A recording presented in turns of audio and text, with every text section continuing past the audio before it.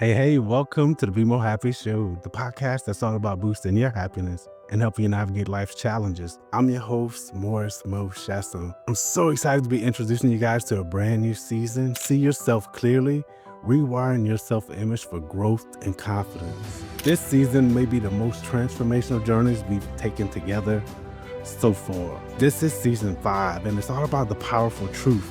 You can't outperform your self-image, but you can rewrite it. You see, no matter how many tools you've gained, goals you've set, or affirmations you've tried, if the person you see in the mirror doesn't believe they are worthy, capable, or enough, you'll always find a way to shrink back to that old identity. This season is inspired by the works of Dr. Maxwell, Maltz, author of Psycho-Cybernetics, and we'll explore the profound connection between your self-image and their success in love, career, health, and happiness. This book has helped me tremendously in my self-image, and I've been wanting to release this podcast and put this out there for you guys. This episode, this whole season is something I've been wanting to do, but I had to learn more myself before I could help to spread it, to share with other people. So I had to get a better understanding of it before I could talk about it.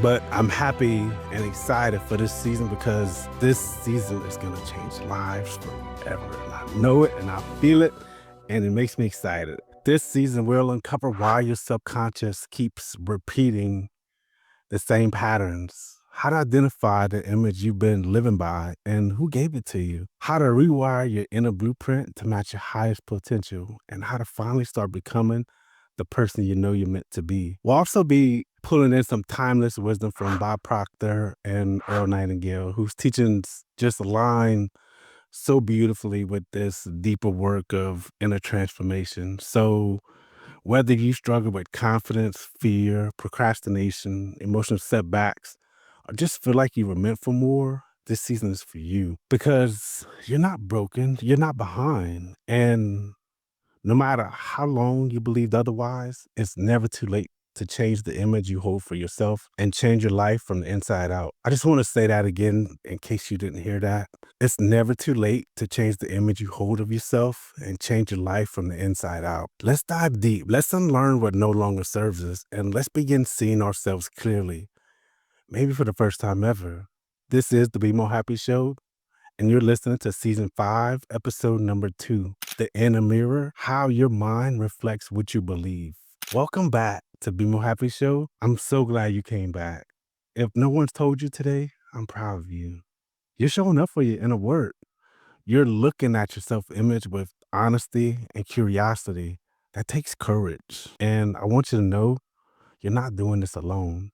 We're on this journey together. One conversation, one belief shift, and one aha moment at a time. In our last episode, we explored what self-image really is and how it silently influences every area of your life, from your confidence to your relationships to your income. Today, we're taking it a step further with this powerful idea. Your mind is a mirror, and what you believe, it reflects.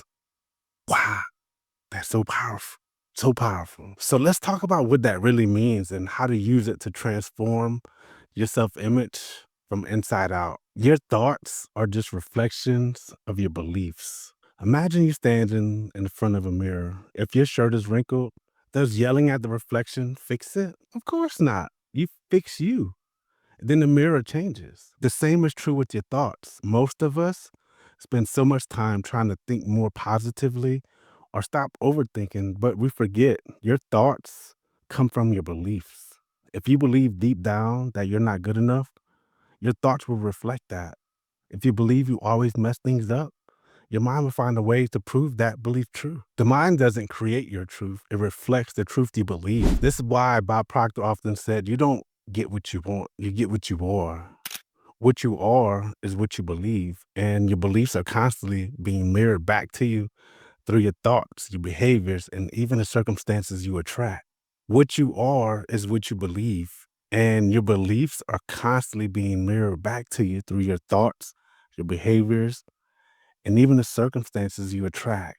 I had to say it again so you could hear it and process that for real. Where does beliefs come from? Now, here's where it gets interesting. Most of the beliefs you're reflecting right now aren't even yours. They were handed to you by a parent, a teacher, a comment you overheard, or a moment that made you feel small or invisible. Maybe someone made you feel like your voice didn't matter, and now your reflection tells you to stay quiet. Maybe you fell once, and now the mirror only shows you a version of yourself who can't be trusted to follow through. You didn't choose that image, but you can choose whether to keep reflecting it. Ask yourself, what is my mind reflecting back to me every day? Is it based on who I really am or who someone else told me I had to be?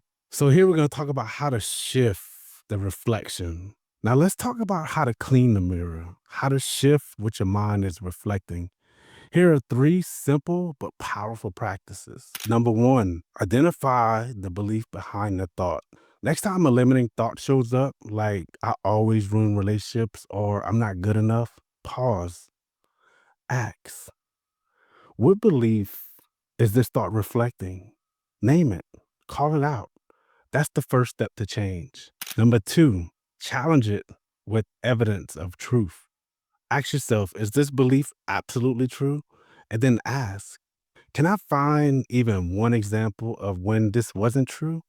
If your mind says you always fail, but you've succeeded even once, then it's not always. That one exception cracks the mirror and lets new light in. Number three, create a new image to reflect. This is where visualization comes in. Imagine the you you're becoming: confident, calm, capable, love, valuable. Close your eyes and see that person. Feel that presence. Speak from that energy. Let that person become the new reflection. Earl Nightingale said, whatever we plant in a subconscious mind and nourish it with repetition and emotion will one day become a reality. So let's start planting something new. A general challenge for the week. Here's what I want you to do this week. Just once a day, notice a negative thought. Ask yourself, what belief is this reflecting? Say out loud or write it down. This is not who I am anymore. Replace it with a belief that serves your growth. For example, old thought could be, I always mess things up. New belief, I'm learning. I can handle challenges with grace. Each time you do this, you're changing the reflection. You're cleaning the mirror, and eventually you won't even recognize the old image anymore. Just yesterday, I recorded 2 episodes back to back, and my audio went out. It didn't sound good. It was jacked up. And usually I would beat myself up over this, like, bro, why you let it record like that? Why didn't you check this? But part of me was like, I guess I'll just have to re-record. Maybe there's a message today that I'm going to say that I didn't say in this one that somebody needs to hear. So I'm just going forward with it. It's okay. It's rewiring the mind, more positive, be more happy, feel. We're not rushing this process. We're not forcing transformation. We're simply becoming together. You're not behind. You're not broken. You're just beginning to see yourself clearly. And what a beautiful thing that is. This is the BeMoHappy Show.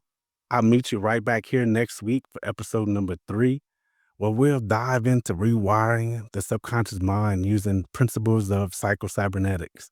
You're going to love it. Until then, stay curious, speak gently to yourself, and always be more happy.